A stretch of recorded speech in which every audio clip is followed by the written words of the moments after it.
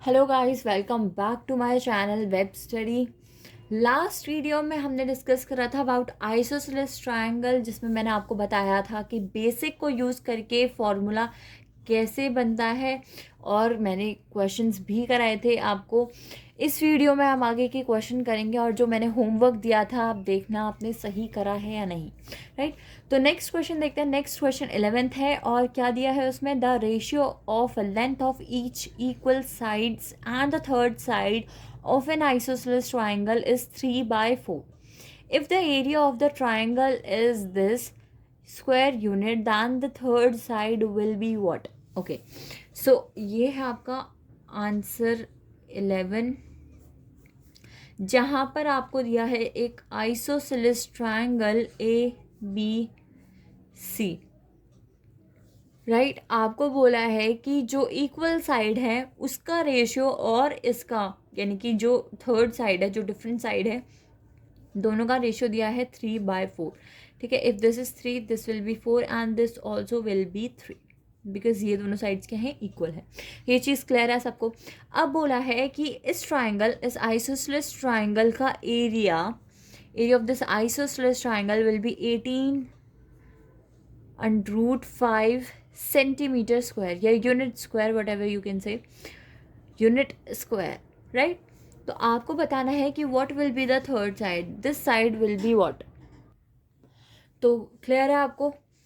अब देखो मैंने क्या बताया है, एरिया है ना, एरिया क्या होता है आइसोसेलेस ट्रायंगल का, half into base into height. मैं ये वाला फॉर्मूला नहीं यूज़ करूँगी, मैं बेसिक ही यूज़ करूँगी, क्योंकि मेरा मानना है कि बेसिक से ही जब सारी चीज़ें आई हैं तो वाई नॉट यूज़ बेसिक, और ऐसी सब चीज़ें यूज़ करके हमारा कॉम्प्लिकेशन ज़्यादा बढ़ते हैं, राइट। तो ये अगर हमारा फॉर्मूला है तो बेस हमें पता है, बेस हमें पता है, बेस क्या है, 4 है, बेस क्या है 4a है।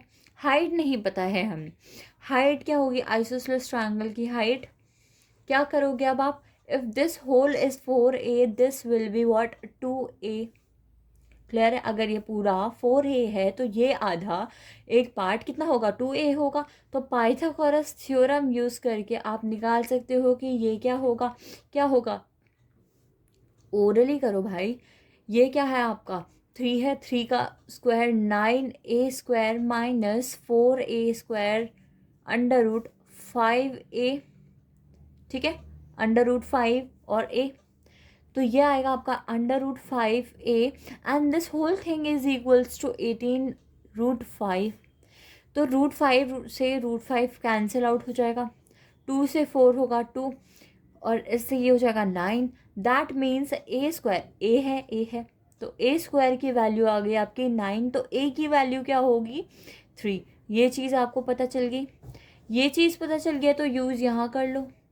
ठीक है, बेस क्या था 4a था, बेस 4a है, a की वैल्यू 3 है, तो ये क्या हो जाएगा आपका, बेस हो जाएगा 12 सेंटीमीटर और यू कैन से 12 यूनिट्स। ठीक है, 12 यूनिट्स, क्योंकि यूनिट्स में दिया है ना। तो आंसर क्या हो गया आपका बी। क्लियर है ये चीज़। नेक्स्ट क्वेश्चन देखते हैं। 3 sides of a triangular field are of length 12 metre, 20 metre, 25 metre long respectively. Find the cost of sowing seeds in the field at the rate of 5 per square metre. अब देखो यहाँ पर बात आ गई है स्कैलीन triangle की।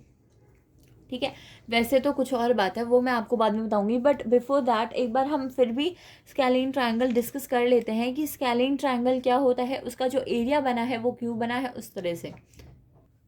अब देखो ये एक स्कैलीन ट्रायंगल है, स्कैलीन ट्रायंगल पता है जिसकी सारी साइड्स अलग अलग होती हैं। ठीक है, अब बात आती है कि क्या इसमें half into base into height लग सकता है। ठीक है, आपका मैंने बेसिक फॉर्मूला क्या बताया था, half into base into height, जिससे आपके सारे फॉर्मूलाज बने हैं, राइट। अब यहाँ पर क्या होता है कि आइसोसेलेस ट्रायंगल में आपका देखो क्या था, दो साइड्स हमेशा इक्वल होंगे। ठीक है। उन दो साइड की जो कॉमन पॉइंट है वहाँ से अगर हम एक लाइन खींचते थे, जैसे ये दो साइड्स हैं, ये जो दो साइड्स है इक्वल है, तो यहाँ से हम जो लाइन खींचते थे वो जो पॉइंट पड़ता था वो उस लाइन के बीचों बीच पड़ता था, ठीक है। जिसकी वजह से ये क्या करता था, दो साइड्स को इक्वली डिवाइड कर देता था और यही आपका क्या होता था, ऑल्टीट्यूड होता था। यहाँ पर प्रॉब्लम क्या है, यहाँ पर सारी साइड्स अलग अलग है। अब हमें ये नहीं पता कि क्वेश्चन में किस तरीके से साइड्स अलग अलग दी होंगी, किस वे में अलग अलग दी होंगी। हो सकता है ये आपका 5 हो या आपका 9 हो या आपका 12 हो, इस तरीके से। तो वो जो साइड्स दी होंगी ना, वो किस तरीके से दी होंगी, तो आपका जो पॉइंट होगा वो क्या पता कई बार वो पॉइंट 1/3 के रेशियो में काटेगा अगर वहाँ से हम ऑल्टीट्यूड डालेंगे, या हो सकता है कई बार 1/5 के रेशियो में काटेगा। हम वो जो रेशियो में कट करेगा ना लाइन, वो फिक्स नहीं होती, ठीक है। वो फिक्स नहीं होती है, वो वेरी करती है according to the side, according to the length of the sides. इसीलिए यहाँ पर हम ये फॉर्मूला नहीं लगा पाते, क्योंकि ये हम तभी लगा पाएंगे जब हमारे पास ये साइड्स गिवन होंगी। फिर हम निकालेंगे यहाँ पर एक परपेंडिकुलर ड्रॉ करेंगे, फिर हम देखेंगे कि वो उसको किस रेशियो में काट रहा है, यहाँ पर कितना पोर्शन आ रहा है, then we can use that formula. But यहाँ पर वो एक बेसिक स्ट्रक्चर नहीं हो पाता, इसीलिए इसी वजह से हम क्या करते हैं, हीरोन्स फॉर्मूला लगाते हैं, जो कि क्या होता है, पहले सेमी पेरीमीटर निकालते हैं a plus b plus c. Semi perimeter ये क्या हो जाता है, पेरीमीटर होता है, तो हम क्या करते हैं, सेमी पेरीमीटर निकालते हैं और फिर उससे हम साइड्स को डिवाइड करते हैं। इफ़ दिस इज़ s तो ये क्या हो जाएगा, s माइनस ए, s माइनस बी और s माइनस सी, ठीक है। ये हमारा फॉर्मूला होता है फॉर स्केलीन ट्रायंगल। ये क्लियर है, ठीक है। अब करते हैं क्वेश्चन नंबर 12। तो क्वेश्चन नंबर 12 में क्या दिया था हमें, 3 अलग अलग साइड्स दे रखी हैं, हमें क्या करना है, find the cost of sowing the seeds if the rate the field at the rate of 5 per square metre, ठीक है। हमें पहले एरिया निकालना है एंड देन हमें उसका प्राइस निकालना है।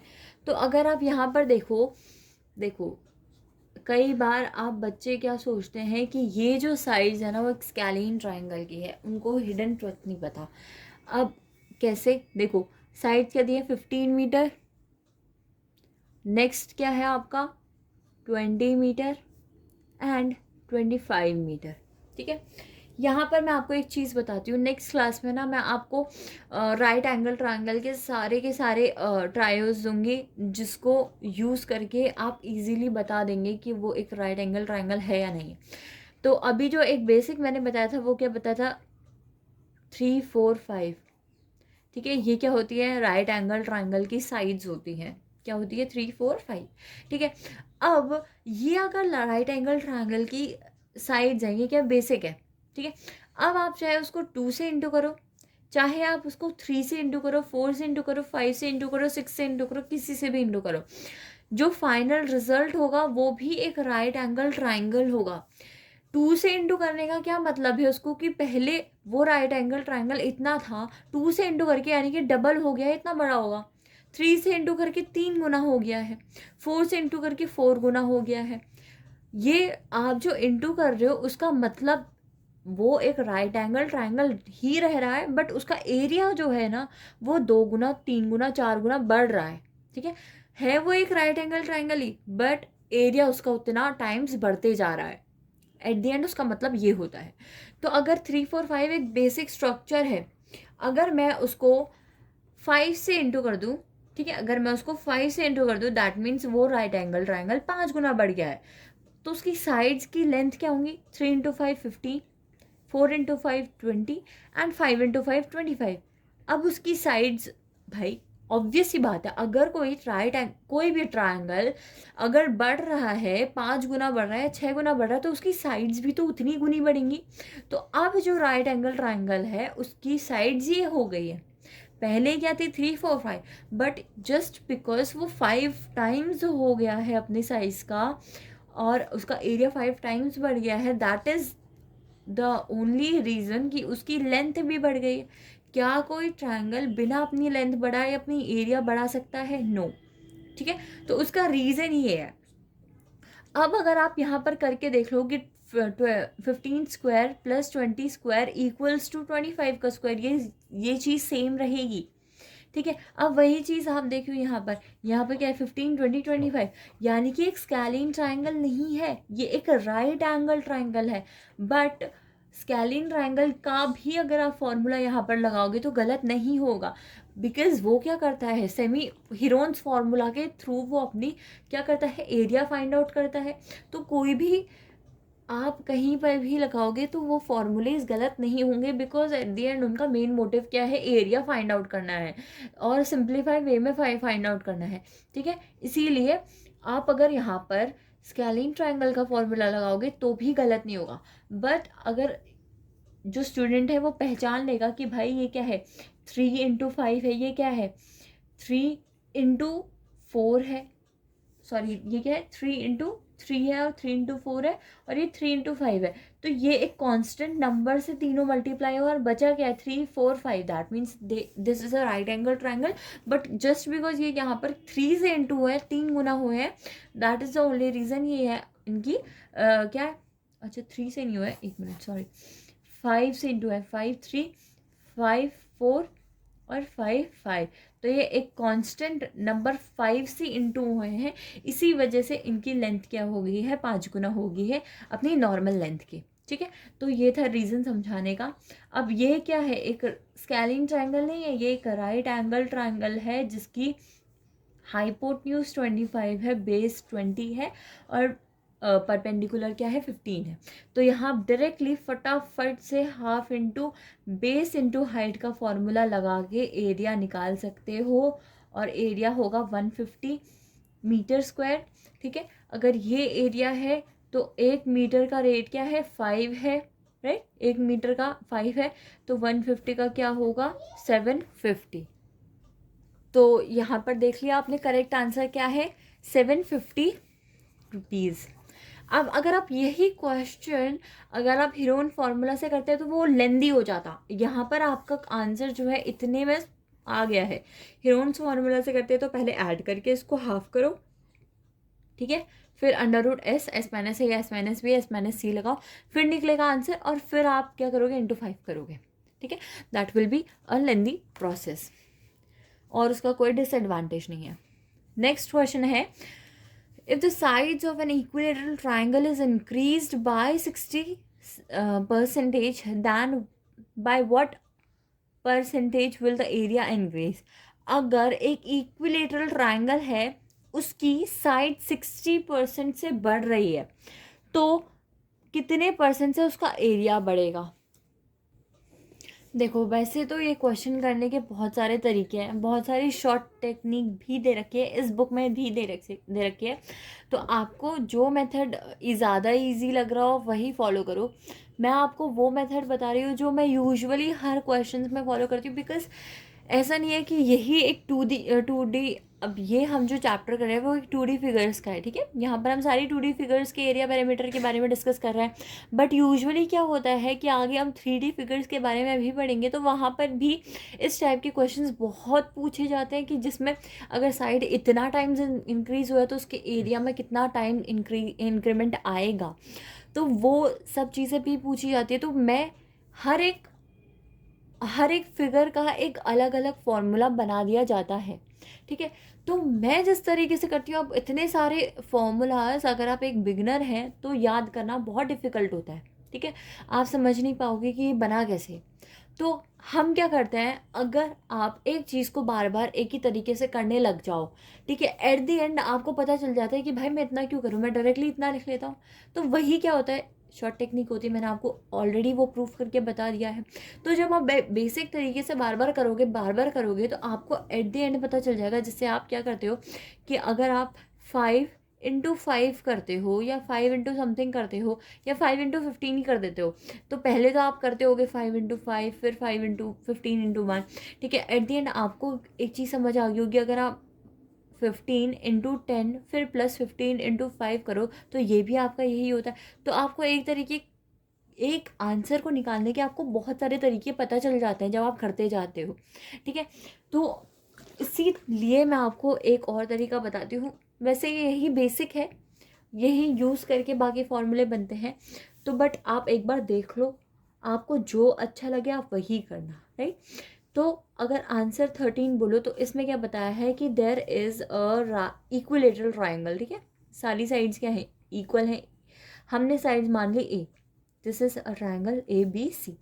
आपसे बोला है area of an equilateral triangle, और area of this triangle A B C क्या है, अभी क्या है, √3/4 A² है, ये एरिया है। अब उन्होंने बोला कि इसकी जो साइड्स है वो इंक्रीज हो गई है, कितने से इंक्रीज हो गई है, 60% से इंक्रीज हो गया। तो 60% कितना होगा, 1.6A। ये इंक्रीज्ड साइड है, ये क्या है, इंक्रीज्ड साइड है। कैसे, ए का अगर आप 60% निकालोगे तो that will be 0.6A, but 60% से इंक्रीज हो गया, यानी कि पहले तो ए थी फिर इतने से इंक्रीज हो गया, यानी टोटल कितना साइड आया, ये आया है। ठीक है, कई बार इसमें भी बच्चे कंफ्यूज हो जाते हैं और गलत साइड लिख देते हैं। ठीक है, पहले आपका एरिया कितना निकला था, इतना निकला था बाय यूजिंग साइड ए। अब आपका बाय यूजिंग साइड दिस कितना निकलेगा, ये साइड को यूज़ करके कितना निकलेगा, √3/4। ये तो ऐसे ही रहेगा। ए क्या हो गया है आपका, 0.60A इंटू 0.6A। ठीक है, अब आप क्या करोगे, कुछ नहीं करना है। देखो सॉल्व करने का तरीका देखो, ये आप ये और ये दोनों में कॉमन रखो, कैंसिल करने की कोई ज़रूरत नहीं है, उससे आपका क्वेश्चन लेंदी हो जाएगा। ठीक है, आपको ये, आपने ये देखा, आपने ये देखा, यही आपको यहाँ पर भी बनाए रखना है। ये आपका बताएगी कि आपकी जो एरिया है उसमें कितना इंक्रीज आया है। यहाँ पर क्या था, यहाँ पर क्या था, आपका A² था।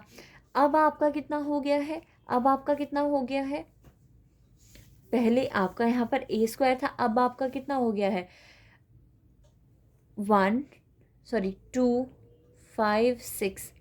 ठीक है, 256A²। तो टोटल इंक्रीमेंट कितना आया, 1.56A²। ठीक है, ये A² दोनों में कॉमन है तो इसको भी एलिमिनेट कर दो। टोटल इंक्रीमेंट कितना आया, 1.56, इतना आपका इंक्रीमेंट आया है। क्लियर ये चीज़, यही आपका आंसर है, यही आपका परसेंटेज है, परसेंटेज इंक्रीज्ड इन एरिया। आपको ये चीज़ समझनी ज़रूरी है कि ये मैंने कैसे करा है। ये बहुत सबसे इजी तरीका यही है क्वेश्चंस करने का। देखो मैं आपको दोबारा एक्सप्लेन कर देती हूँ, अच्छी तरह से ध्यान से देखना। ठीक है, ध्यान से देखना। आपने एक ट्राइंगल लिया ABC, साइड्स क्या है, A है। ठीक है, पहले हमने यूजुअली नॉर्मल रख के वही करा। हमने क्या निकाला, area of this triangle. Area क्या होता है, √3/4A², this is the area of this triangle. अब हम क्या करेंगे, साइड को इंक्रीज करेंगे। क्या करेंगे, साइड को इंक्रीज करेंगे। साइड को इंक्रीज करना है, इंक्रीज मतलब पहले जितना था उसमें बढ़ाना है। पहले आपके पास क्या था, A था, उसमें हमने कितना बढ़ाया, 60%। 60% यहाँ मैंने निकालना सिखा दिया तो 60% हमने बढ़ा दिया। ठीक है, 60% बढ़ाया तो टोटल हमारी साइड की लेंथ क्या बनी, 1.6A। अब इसको हम यूज़ करेंगे इस फॉर्मूले में। ठीक है, तो अंडर रूट ये ऐसे ही रहा, यहाँ पर हमने साइड को ऐसे लिखा। मैं चाहे तो यहाँ इन 4 को इससे कैंसिल आउट कर सकती थी। ठीक है, कर सकती थी मैं इसको कैंसिल आउट, मेरा और सिंप्लीफाई वे में आंसर आ जाता, बट मुझे सिंप्लीफाई वे में आंसर नहीं निकालना है।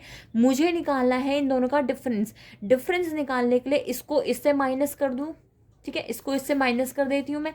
ये ए को ए इंटू A², इसको इससे माइनस कर दूँ। मुझे देखना है कि एट द एंड यहाँ पर कितना बचा, 1 बचा। यहाँ पर अब कितना एक्स्ट्रा आ रहा है, अब कितना एक्स्ट्रा आ रहा है, एक्स्ट्रा कितना आ रहा है, 1.56। This is the extra part जो इंक्रीज़ हुआ है एरिया में जब हमने 60 सेंटीमीटर बढ़ाया। समझ आया आपको, नहीं समझ आया एक बार फिर से वहाँ से वीडियो देखें, आपको ज़रूर समझ आएगा। एक बार खुद करके देखना, आपको ज़रूर समझ आएगा। ठीक है, ये था हमारा क्वेश्चन नंबर 13 जिसका सही आंसर था ऑप्शन डी।